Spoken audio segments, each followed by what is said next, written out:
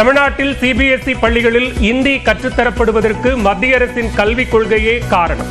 தமிழிசையின் மும்மொழி வாழ்த்தில் இந்தி இடம்பெறாததை சுட்டிக்காட்டி இதுதான் தமிழ்நாட்டின் உணர்வு எனவும் முதலமைச்சர் விளக்கம்.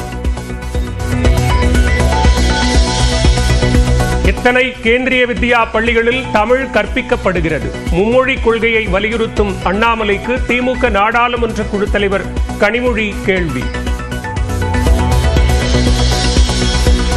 சென்னையில் ஆபரண தங்கத்தின் விலை ஒரே நாளில் சவரனுக்கு 560 ரூபாய் உயர்வு. மீண்டும் சவரன் 64,000 கடந்தது. தமிழ்நாட்டில் 3 டிகிரி செல்சியஸ் வரை வெப்பநிலை அதிகரிக்கும் என வானிலை மையம் கணிப்பு. 12 முதல் 3 மணி வரை வெளியில் வருவதை தவிர்க்க மக்களுக்கு பொது சுகாதாரத்துறை வேண்டுகோள். தென் மாவட்டங்களில் இருந்து வரும் பேருந்துகள் இன்று முதல் கிளாம்பாக்கம் வரையே இயக்கம். அரசு போக்குவரத்து கழகம் அறிவிப்பு. மூச்சுத் திணறல் காரணமாக சென்னை அப்பல்லோ மருத்துவமனையில் தயாளு அம்மாள் அனுமதி. மருத்துவர்களிடம் சிகிச்சை குறித்து கேட்டறிந்த முதலமைச்சர் மு.க.ஸ்டாலின். திருப்பதியில் தரிசன டிக்கெட் வைத்திருப்பவர்களுக்கு மட்டும் தங்கும் அறைகள் ஒதுக்கீடு. மோசடியை தடுக்க தேவஸ்தானம் அதிரடி முடிவு.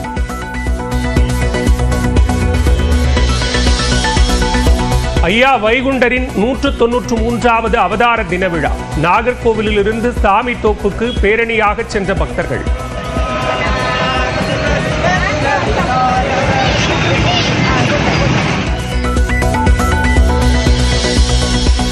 நெல்லை பாளையங்கோட்டையில் உள்ள ஐயா வைகுண்டர் கோவிலில் அன்னதானத்திற்கு சமையல் செய்ய அனுமதி மறுப்பதாக குற்றச்சாட்டு.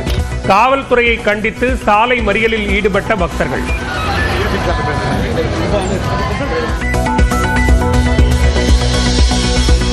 விழுப்புரம் மாவட்டம் திருவெண்ணைநல்லூரில் காதலனுக்கு தேநீரில் எலி பேஸ்ட் கலந்து கொடுத்த விவகாரத்தில் காதலி கைது. கெடிலம் அருகே தலைமறைவாக இருந்த நிலையில் சுற்றி வளைத்து பிடித்த காவல்துறையினர். புதுக்கோட்டை மாவட்டம் கோவிலூரில் கோலாகலமாக தொடங்கிய ஜல்லிக்கட்டு. வாடிவாசலில் இருந்து சீரிப்பாயும் காளைகளை போட்டி போட்டு அடக்கி வரும் வீரர்கள்.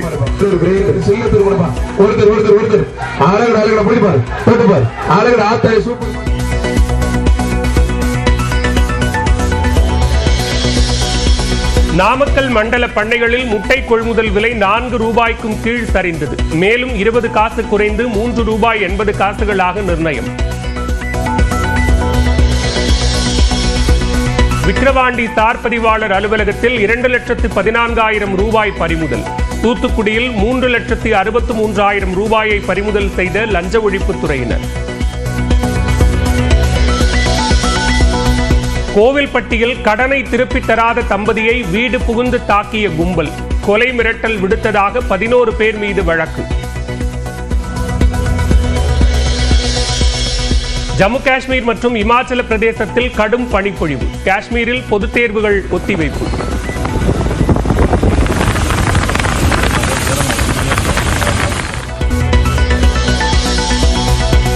ரஷ்யாவுடன் போரிட்டு வரும் யுக்ரைனுக்கான ராணுவ உதவியை நிறுத்தியது அமெரிக்கா. டிரம்புடனான சந்திப்பின் போது ஜெலன்ஸ்கி வாக்குவாதம் செய்த நிலையில் நடவடிக்கை.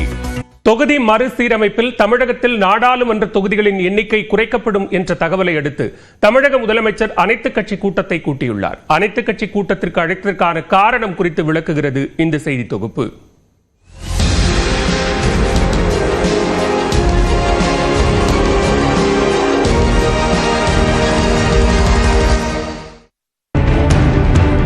மத்திய அரசு சமீபத்திய மக்கள் தொகை கணக்கெடுப்பின்படி நாடாளுமன்ற தொகுதிகளை மறுசீரமைப்பு செய்ய உள்ளதாக தகவல் வெளியாகியுள்ளது. அது மக்கள் தொகையை சிறப்பாக கட்டுப்படுத்திய தமிழ்நாடு, கேரளா உள்ளிட்ட தென் மாநிலங்களை வெகுவாக பாதிக்கும் என்றும் தமிழ்நாட்டிற்கு 8 தொகுதிகள் குறையும் என்றும் கருதப்படுகிறது. அதனால் தமிழ்நாட்டில் உள்ள அனைத்து அரசியல் கட்சிகளும் ஒன்றிணைந்து இந்த உரிமை பறிப்பு நடவடிக்கைக்கு எதிராக குரல் தர வேண்டுமென அழைப்பு விடுத்து நாளை அதற்கான கூட்டத்திற்கு ஏற்பாடு செய்துள்ளார் முதலமைச்சர் மு.க.ஸ்டாலின். இதுவரை தமிழக முதலமைச்சர் நடத்தியுள்ள அனைத்து கட்சி கூட்டங்களுக்கு தேர்தல் ஆணையத்தால் அங்கீகரிக்கப்பட்ட கட்சிகளும் சட்டமன்றத்தில் பிரதிநிதித்துவம் உள்ள கட்சிகளுக்கு மட்டுமே அழைப்பு விடுக்கப்பட்டிருந்தது.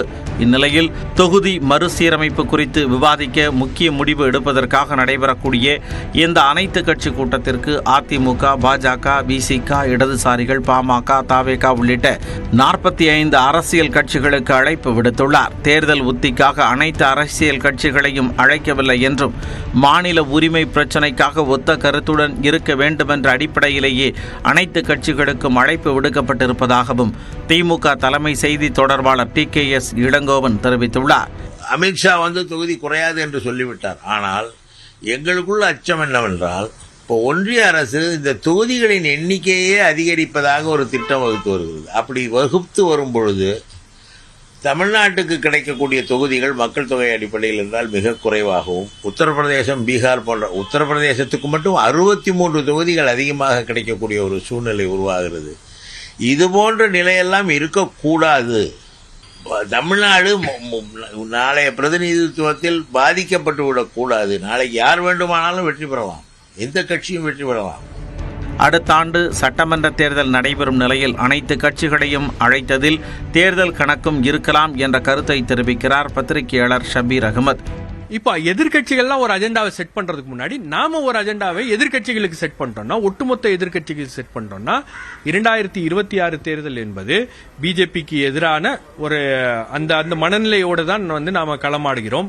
அதுல எல்லா கட்சிகளும் வருவாங்க, தமிழக மக்களும் வருவாங்க. அதே போல உங்களுக்கு தமிழ்நாட்டுக்கு ஒரு ஆபத்து வருகிறது அப்படின்னும் போது, அதுக்கும் மொழிக்கு ஒரு ஆபத்து வருகிறது அப்படின்னும் போது ஒரு எமோஷனல் இஷ்யூ, ஒவ்வொரு தேர்தலையும் ஒரு எமோஷனல் இஷ்யூ தேவைப்படுகிறது. அப்போ இந்த எமோஷனல் இஷ்யூவை இந்த தேர்தல் சமயத்தில் அதை கொண்டு நிறுத்தும் போது யாராலையும் எதுவும் சொல்ல முடியாது. நாளை நடைபெறும் அனைத்து கட்சி கூட்டத்தில் பாஜக மற்றும் தமிழ் மாநில காங்கிரஸ் உள்ளிட்ட சில கட்சிகள் கலந்து கொள்ளவில்லை. ஆனால் அதிமுக உள்ளிட்ட பல முக்கிய கட்சிகள் கலந்து கொண்டு தொகுதி மறுசீரமைப்புக்கு எதிராக முடிவெடுக்க இருப்பது முதல்வரின் முக்கியமான அரசியல் நகர்வாகவே பார்க்கப்படுவதாக அரசியல் விமர்சகர்கள் கருதுகிறார்கள். நியூஸ் 18 தமிழ்நாடு தொலைக்காட்சி செய்திகளுக்காக செய்தியாளர் கோகுல். தமிழ்நாடு வாங்கிய கடனில் தங்களது கமிஷன் எவ்வளவு என திமுக அரசுக்கு பாஜக மாநில தலைவர் அண்ணாமலை மீண்டும் கேள்வி எழுப்பியுள்ளார். இந்த ஆண்டு நிறைவு வரும்போது மக்கள் மீது தமிழ்நாடு அரசு சுமத்தியுள்ள மொத்த கடன் 9,50,000 கோடி ரூபாயை நெருங்கியிருக்கும் என அண்ணாமலை தனது எக்ஸ் பக்கத்தில் பதிவிட்டிருந்தார். மேலும் முதலமைச்சர் மு க ஸ்டாலினின் பழைய காணொலியை பதிவிட்டு அடித்த கமிஷன் எவ்வளவு என வினவியிருந்தார்.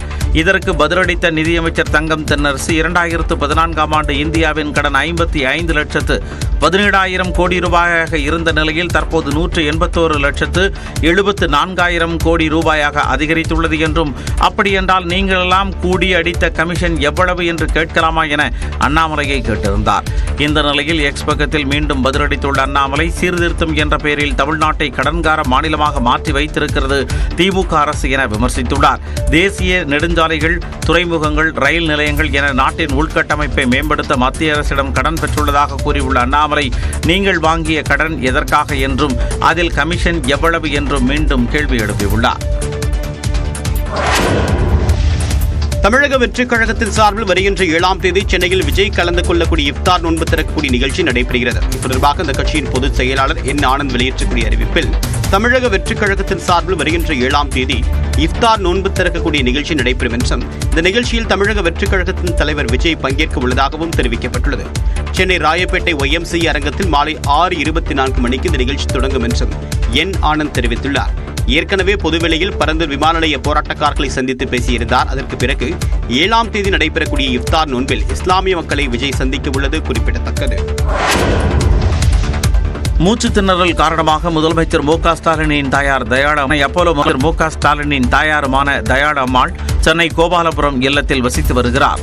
இந்நிலையில் நேற்றிரவு அவருக்கு திடீரென மூச்சு திணறல் ஏற்பட்டு சென்னை 1000 விளக்கு பகுதியில் இருந்து விமானம் மூலம் சென்னை வந்த முதலமைச்சர் மு க ஸ்டாலின் நேரடியாக அப்போலோ மருத்துவமனைக்கு வருகை தந்தார்.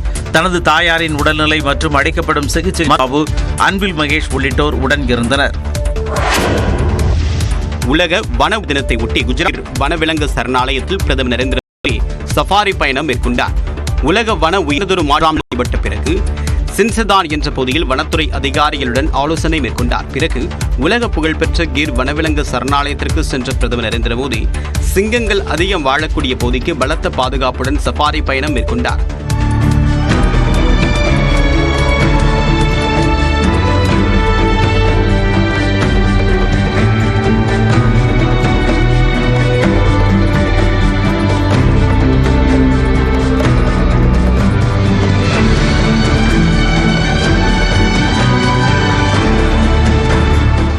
மயில்கள், மான்கள், சிங்கங்களை மிக அருகில் கண்டுகளித்த பிரதமர் அவற்றை புகைப்படங்களும் எடுத்து மகிழ்ந்தார். மேலும் சிங்கங்கள் குறித்தும் அதிகாரிகளிடம் பிரதமர் நரேந்திர மோடி கேட்டறிந்தார்.